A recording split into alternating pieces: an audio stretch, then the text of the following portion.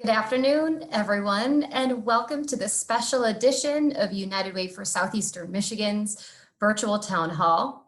My name is Audrey Walker, and I'm thrilled to take part in today's town hall, which will focus on the Michigan Coronavirus Task Force on Racial Disparities with Lieutenant Governor Garlin Gilchrist. Although we will not have time for live Q&A today, we will be asking some questions that were previously submitted by the public at the end of today's town hall.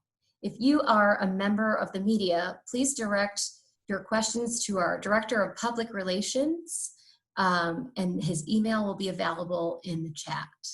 So we are so thrilled to talk about these issues today, and we're going to turn it over to United Way's President and CEO, Dr. Darian Hudson, to share a few words about United Way's focus on equity, which we will begin in just 1 minute. For those of you joining us today who may be experiencing a need, we just want to remind you that our 211 helpline remains available 24 hours a day, 7 days a week, and we maintain a running list of available services in the community and connect you to supports you need. You can also look up resources in your area by using our 211 resource database at unitedwaysem.org-211. On the search page, you can enter the resource you are looking for, and it will provide an available list of supports. Just wanted to provide you with that quick reminder before we get started here today. Okay, well, thank you so much, Audrey, and good afternoon, everyone. We are really eager to dive into this conversation today about racial disparities in our state. As we all know, COVID-19 has highlighted and exacerbated these disparities, from the health impacts of the crisis to the digital divide that prevents so many children in our communities from being able to achieve the education that they deserve. The United Way is committed to deconstructing systemic racism and institutional bias while promoting diversity, equity, inclusion as core values in every aspect of our work. So going forward, you will hear us talking about this much more frequently. Expect that we will have, as every part of all of our monthly town halls, we will be dedicating one of these to equity and inclusion. So stay tuned and expect to get more engaged on these critical issues. We're going to kick off this effort today with a very special guest, someone who is just truly a friend to everyone who meets him. And it was just such an honor to have our Lieutenant Governor, Garlin Gilchrist, and he is joining us today to talk about the Michigan Coronavirus Task Force on Racial Disparities. He is a native Detroiter. Lieutenant Governor Gilchrist graduated with honors from the University of Michigan, where he studied computer engineering and computer science. Go Blue. He served as the first ever Director of Innovation and Emerging Technology for the city of Detroit, laying the groundwork for Connect 313. Our Lieutenant Governor co-chairs the Michigan Joint Task Force on Jail and Pretrial Incarceration, which released its report recommending policy changes in January of this year. Our Lieutenant Governor also serves as the chair of the Michigan Coronavirus Task Force on Racial Disparities, and in this role, he has pushed for increased access to testing and healthcare for our community's low-income residents. And this task force also provides information to doctors about implicit bias testing and treatment decisions, which is helping to address medical bias. So please join me in welcoming our Lieutenant Governor, Garlin Gilchrist, to speak with us today. And just a very special thank you from all of us at United Way for taking the time to be here. Thank you so much, Dr. Hudson, for your leadership and your commitment to our communities. I know we last saw one another at the opening of the COVID memorial that was erected on Belle Isle. And it was a powerful, opportunity for people, for us to be able to say, farewell and see you soon to our loved ones who we've lost in the city. There have been so many, and I've spoken very publicly about this, in my own life. I have said goodbye to 23 people during this pandemic. And this is something that hit the city of Detroit very hard in a way that it's hit the state of Michigan very hard. But we have tried to do our best as state leaders, whether it's Governor Gretchen Whitmer, myself, our chief medical executive, Dr. Jonae Caldoun, to do everything we can to try to, navigate these very challenging waters. These were challenging waters, not only because we've seen a once in 100 year global pandemic, but also because, bluntly, we have had to respond to it while also fighting with, our federal government at times to be able to get the resources that we need to meet the needs of the people of the state of Michigan. And nevertheless, we've worked to remain steadfast, and we've tried to do some things differently in Michigan. And that's really what I want to talk about, because it really does speak to the unique effort that we have put forward in Michigan to put equity at the forefront of our COVID-19 response. I don't think it's accidental that our response has been recognized as one of the strongest in the country and one of the most impactful, because we led with this equity. And to talk about how that started, we actually need to go back to before we actually had any confirmed cases of this novel coronavirus here in the state of Michigan. We didn't have our first case until March 10th, where we're confirmed. We had 2 cases confirmed on March 10th that night. But actually, going back into February, we actually learned, no, thank you. Thank you. My son is trying to make a cameo. You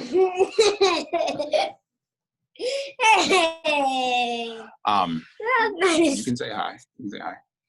Hi, minus guy. So this is what we are working with in 2020, y'all. Just like, it's real life. I'm a parent too, just in case y'all didn't know. That's why I got twins. I got a baby. It's a lot happening.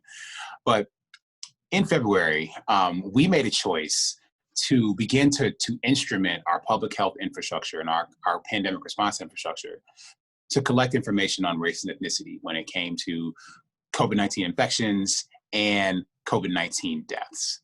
The reason that we made that choice goes back to what's been a core value of our administration, which is one, the recognition of the fact that racial disparities in health outcomes, they exist and have existed for generations in our communities across our state, across the country.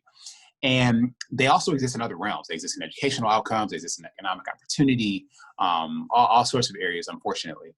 And so we wanted to understand what the differentiated impact may be of this particular pandemic on different racial and ethnic groups. And so we began working with local health departments, at the county level health departments. We began working with our hospital systems, et cetera, to make sure we could collect as much of that data as possible. And the reason that's important is because when we did get our initial cases, we were one of the first states that actually collected and then reported publicly in a transparent way what our COVID-19 infections, COVID-19 deaths, how they played out along racial and ethnic lines. Every state still does not do that. The federal government still does not do that with any level of consistency. And so when that's not part of your response to your infrastructure, that means you literally do not have the eyes to see how this is impacting different communities in a way that you can actually, make policy changes or programmatic decisions or change practices to be able to respond to that. So once we, started to see this observation, and we needed to understand whether it wasn't an anomaly. This was something that was an ongoing thing. But we saw very early on, in the very beginning, Black people, 13.6% of the state's population.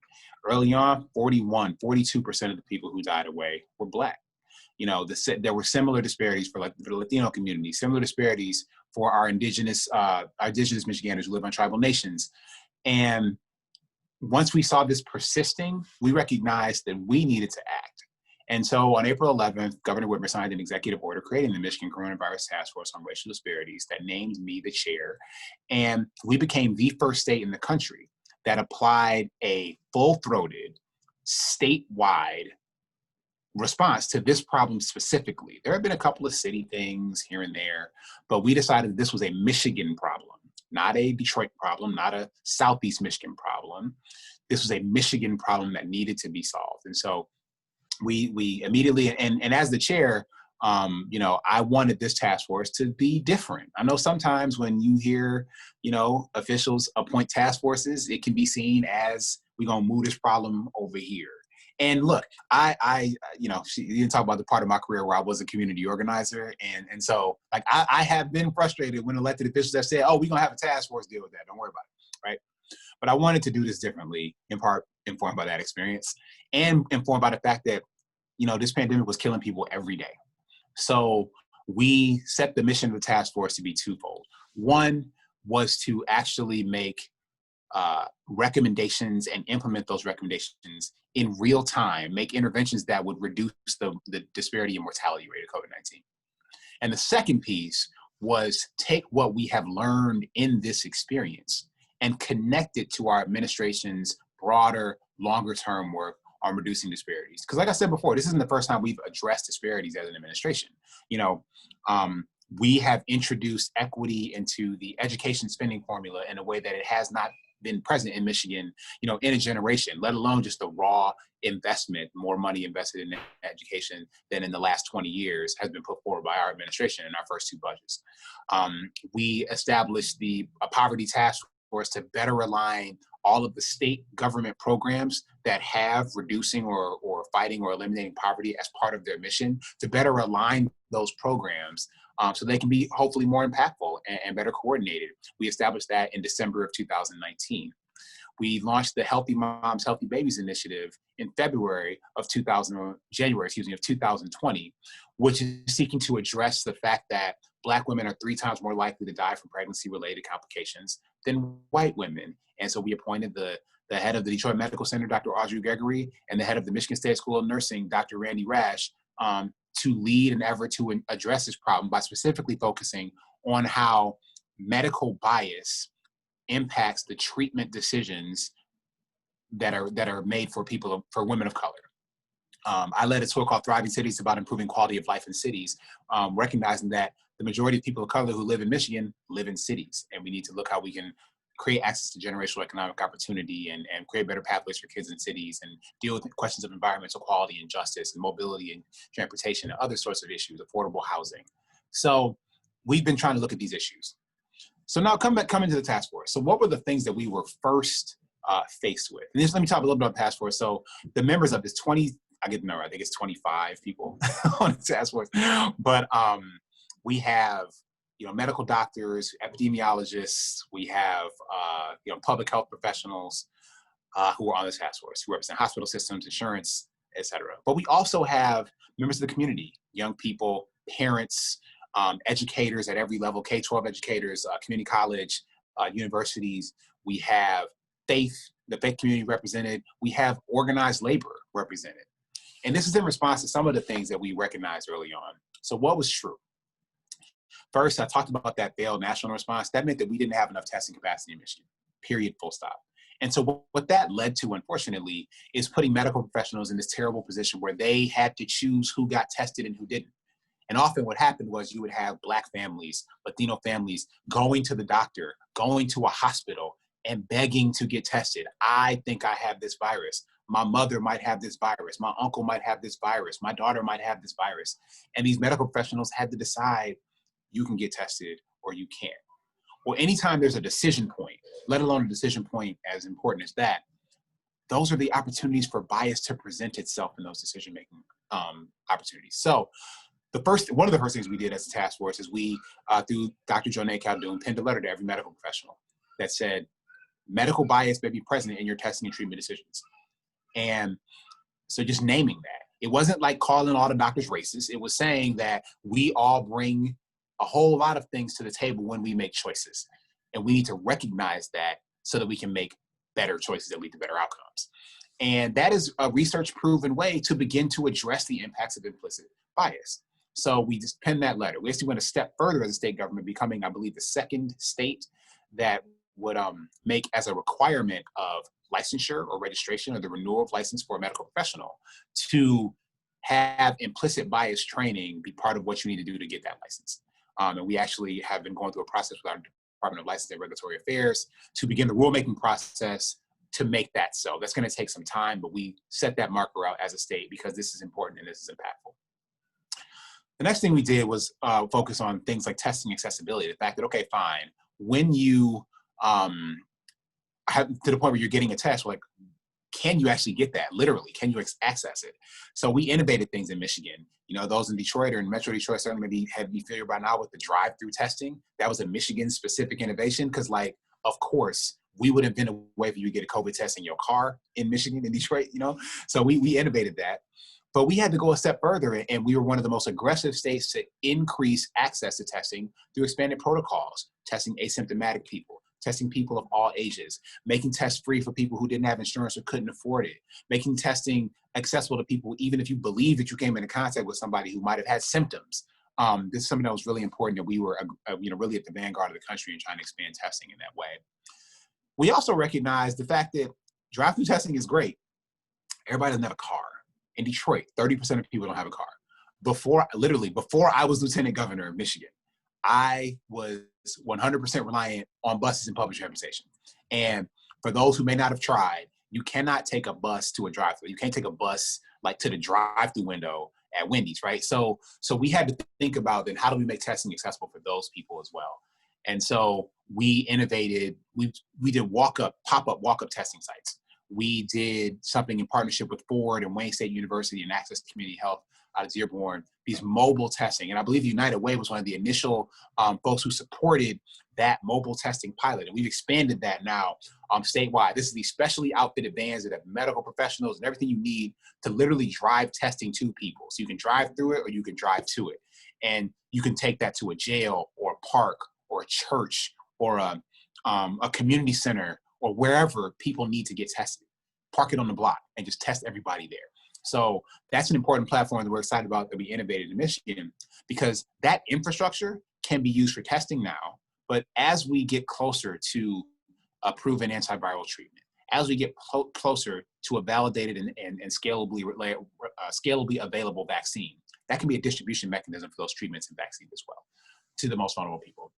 And then last but not least, a few weeks ago, we announced 20 new neighborhood-based testing sites where we as a state partnered with trusted community organizations, churches, resource centers, et cetera, places that people already know and trust, to make testing available there as well. This is critical because testing is the front door to treatment. And so while it was especially sinister in the beginning that the most vulnerable people had the least access to testing, we prioritized making that not so anymore in the state of Michigan.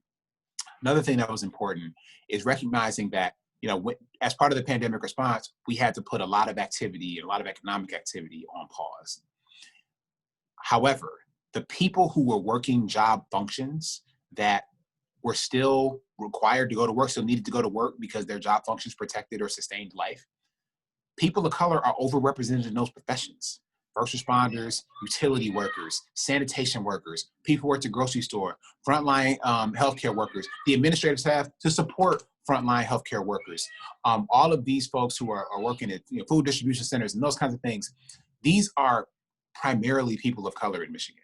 And so therefore, because they were doing their job to protect and support other people's lives, they were putting their own lives at risk. So we were at the vanguard of establishing workplace protocols and practices to protect them.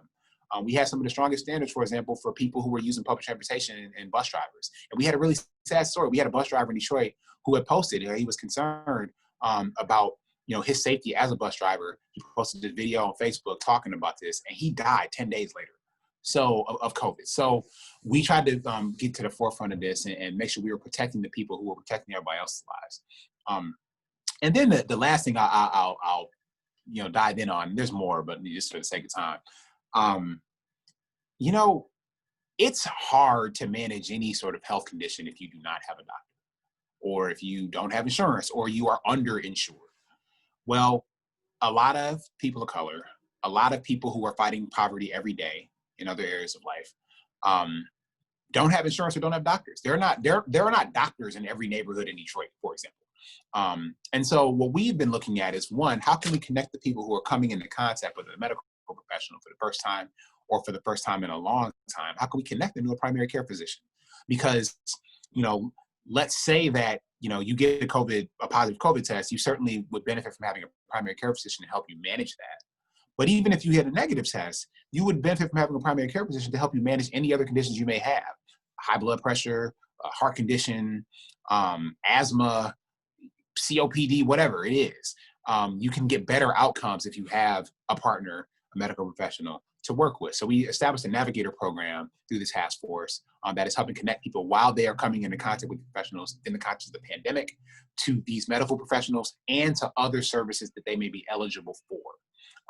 Then, from the state, from the federal government, from local resources, et cetera. So these are things that we've tried to pioneer. We also have work groups from the task force that are looking into things like the environmental factors that contribute to increased susceptibility. I'm speaking to you from my home in Corktown right now. I live next door to the zip code with the highest prevalence of upper respiratory infection and asthma in the state of Michigan. People who have asthma are 3 times more likely to contract COVID-19. So, and then have a more severe outcome and poor experience with it. So the factors, the air pollution that has been pumped into the air over generations by the polluters that exist in that particular area of our city and state. What can we do to work to deliver some accountability, but also to make those places safe for children to breathe the air, on a basic level. So we have, we're proud that we have been a leader in the country. Governor Whitmer and I penned a letter to the federal government's task force will be designing the vaccine distribution rules. And the letter was grounded in the fact that, thanks in large part to the work the things we've learned from the Racial Disparities Task Force, we have an understanding about how we think the best or the strongest way to distribute vaccines to the people who've been impacted the most. So once you get beyond strictly the first responders and the medical professionals, things like that, like how do you begin to vaccinate a community in a way that's safe and reliable and trustworthy, et cetera? And so we said we offered the state of Michigan's experiences and resources to be able to inform that choice. So there's work to be done, but I will let you know that we have seen in our statistics that while that disparity started out incredibly high, in the last several weeks, as we continue to measure this on a week-by-week basis, we have seen that disparity almost flatten on racial lines, so that mortality rate disparity. And so as we're thinking about the fact that, that's not necessarily thanks to a specific intervention so much as it is thanks to the attention paid to this as a problem that needs a solution or a set of solutions. And so we are working to then make sure that we're capturing all the interventions that have been put into the field so that we can move forward and connect that to that longer term work that I spoke of. So, we're doing the best we can. We believe that this is one of the reasons why the state's COVID response has been so strong, and we are only working to continue to strengthen it. So I'm happy and humbled to be able to have an opportunity to share some of these insights with you. And I look forward to everyone's continued engagement. The people of Michigan are the reason why this has worked. People, especially, and as I'll call out Black folks in particular, have been the most likely to wear masks, have been the most likely to be responsive to some of the things we put in place to try to limit the spread of this virus. So I'd ask people to remain vigilant. This is not over. I don't know when it's going to be over. So I'm not going to lie to people and say that we have an expiration date on this. But we know that we can get through anything together. And so thank you all for being part of what you're doing as leaders in your own realms to make Michigan a safer, stronger, and healthier place, even in the midst of a global pandemic. Well, thank you, Lieutenant Governor, for your leadership and for that wealth of information. Where can people go to actually see all of these outcomes that the task force has produced? Yeah, so we have stuff. Oh my gosh, you got the URL is really long and nasty. But if you start at michigan.gov/coronavirus, you'll be able to find a link to some of the task force stuff. So all the stuff is not in terms of all of the. We don't have like a list of interventions that we've done available yet. We will be constructing a report. So the way that the executive order was written, the task force will exist at the end of the declared emergency in the state plus 90 days. With the idea that the 90-day time frame will give us a chance to, first of all, it will give us a chance to compile everything into a report of recommendations, but it also will give us a chance to continue because there's stuff that's going to need to continue. And so make sure we sort of build that connective tissue for it to continue. So since you mentioned that, a lot of people are asking, how is that work going to continue? I have several questions about that. Just what does it look like? The 90 days? So we are making sure that we can, there are some existing programs that will be strengthened for, as an example. So in the Michigan Department of Health and Human Services, there's an Office of Minority Health Equity. I would imagine that a number of initiatives and interventions that have come and spawned from the task force will end there. You're also going to see some interventions that are going to exist, in the public through partner organizations. So we have been able to leverage some CARES Act funding from the federal government to turn around in a kind of rapid response initiative of investments that we're going to be able to make as a state with partners around the state to address these racial disparity issues in COVID and beyond. That you'll see those, and you'll see that money actually be expended before the end of this year in a programmatic way. So I think it's going to feel in a lot of different ways. So there's not one answer to that question, but I do promise we will describe it as clearly as we can once that comes out. Thank you. So another question that we have is, there's sort of twofold. So one is, how do you bring people into these conversations around racial equity who might be new to that space? And then also, what about the folks who say, why are we talking so much about race? Everyone's struggling economically. Everyone is struggling with their healthcare. Why are we focusing so much on racial disparities when we should be focusing on economic disparities? Okay, let me take the second one first. Race and class in the United States are interrelated. They, dealing with issues of persistent poverty are things that we cannot ignore. And frankly, our administration has worked to not ignore those issues, and we will continue to try to work on those. And we've seen the impacts of poverty present themselves in a deadly way during COVID-19, in a way that was deadly yet unsurprising. And so we tried to have interventions, and this is going to lead to some policy change. I mean, for example, one of the things that we've been working toward, if you notice from the State Department of Health and Human Services, there are a lot of, program assistance programs that exist from state government that had very just like esoteric and discriminatory guidelines and guidance associated with eligibility for them that basically were like, I don't even know how to say it. It was just like, if you are poor, if you are struggling with poverty, why is this program so hard for you to qualify for? Or things like, for example, one of the things we're really pushing for in the state level is, I'll give you a concrete example, the SNAP program, right? So in Michigan, there's a rule, right? Like the SNAP program, if you have a felony on your record, like you can't get SNAP benefits. Like, that's ridiculous. And so these are the kinds of things that the task force is recommending and that we're working with the Michigan legislature, actually pass legislation so that we can get that waiver from the federal government, because the federal government doesn't require that, but it requires legislation for us to make that change, and we are advocating for that with the Michigan legislature right now. We actually have a path to getting that done this month. So that's kind of accessibility is really important. The reason I bring that up in this context is because these issues are interrelated. We can and we must address both of them. So this is not addressing one thing to the exclusion of something else. The fact that we need to create economic opportunity for people across the state of Michigan is critical. I mean, I don't have to explain that to the United Way, the birther of the Alice standard, right? That this is an issue that cuts across racial, ethnic, gender lines. And I believe that some of the investments that we're making in the longer term that contribute to some of those social determinants of health, whether it's greater, more equitable access to education, jobs training and job availability, these kinds of investments that we're trying to make as an administration, we believe will cut across those lines too. Things like the Michigan Reconnect program, things like what we just announced, the Futures for Frontliners program, or the college level interest program that I announced alongside the Future for Frontliners program last week, or I don't remember how many weeks ago. It was either a week or 2 weeks ago. But these programs are responsive to the needs of the fact that in order for people to fully participate in the economy today and tomorrow, we need to provide educational pathways that are truly accessible. And so we're making investments in those as a state. Future Frontliners there's no program like that in the country. That is an innovation that we did right here in Michigan. And so we're trying to create pathways to it. Now, I forgot the first question I was supposed to answer. I apologize. Oh, just how do we bring people closer who this might be their first time having these conversations? They're not very well versed in issues of racial inequity and disparities. How do we get them engaged in these conversations? Because we know that this is part of our new normal. Yeah, so I mean, one of the reasons why we wanted to collect the data in the beginning is because the numbers are quite clear and quite stark.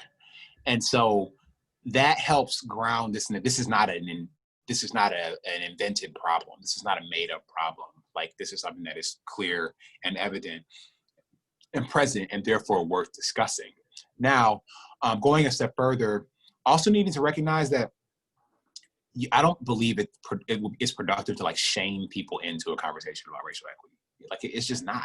Right. And so instead, you need to welcome people and really engage their curiosity. Because I do think people may have the question, well, why is it, Black people are getting more infected or dying at a higher rate? Now they may have like problematic assumptions made on that, but that is what the conversation is. That's how it starts. Oh, it may not be because of this stereotype A, B, or C. It might be because of this structural thing. And so that is what, that's how I think we have begun the conversation as effectively as we can in Michigan. And we've seen this conversation in many parts of our state be a bipartisan conversation, and that's important. Well, thank you. This is all of the time that we have. I think we've even run over just a little bit, but this has been delightful having you here with us, Lieutenant Governor, and it's very critical issues.